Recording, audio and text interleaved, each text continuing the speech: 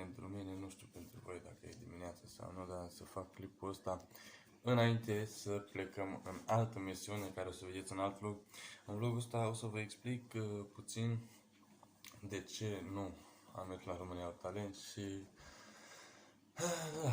cine nu știam, da, am avut o invitație la România Got Talent cu câteva luni, prin iunie, iulie, și sâmbătă aceasta, azi e duminică, ieri trebuia să merg, nu am mers, am refuzat.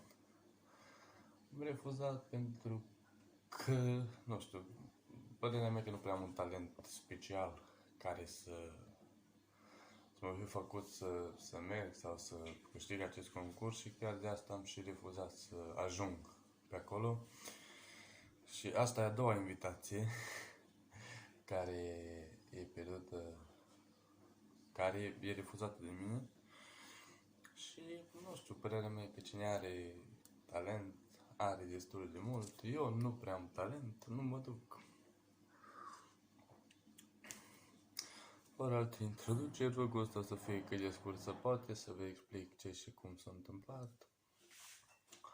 Și nu mai mergem, dacă o să vă susține ora voastră și o să ziceți, bă, de ce n-ai mers? Poate data viitoare când o să mai avem ocazia, o să mergem. Dar nu știu, asta e a doua oară când le-am refuzat și nu știu dacă o să mai cheme vreodată, sincer. Dar să sperăm că totul va fi bine și poate data viitoare să fie mai fain, adică o să am mai multă încredere în mine. O să mă pregătesc cu ceva mai ca lumea, pentru că faza e în felul următor, nici nu m-am pregătit cumva, să zic așa, nici nu... Era așa, de pe o zi pe alta, aveam 2 zile de când m-au sunat și până erau filmările, adică, like, nu m-am pregătit absolut deloc și nu mă presimțeam eu pregătit, nu mă presimțeam eu vibe-ul ăla să, bă, mă duc, nu. M-am trezit sâmbătă dimineață și am zis, nu se poate, nu mă duc, n-are cum, n-are ce să se întâmple, pentru că poate mă făceam de rușine sau poate, nu știu, urca undeva cariera în YouTube, urca undeva mai sus. Dar am ales să nu mă duc, am ales să refuz invitația, am ales să mai stau un pic, nu știu, data viitoare poate ne vedem și la TV.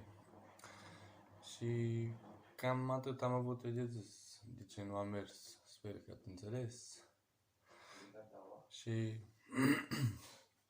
dacă cumva o să vreți să ajung acolo, lăsați-mi acolo spam-uri, mesaje, like-uri, subscribe-uri și toate cele. Și eu, ca de obicei, am fost mare, că urmează să fac un vlog, este o dimineață, nici nu cred că e ora 9, e duminică și trebuie să plecăm până în oraș să cumpărăm ceva, dar asta o să vedeți pe alt vlog.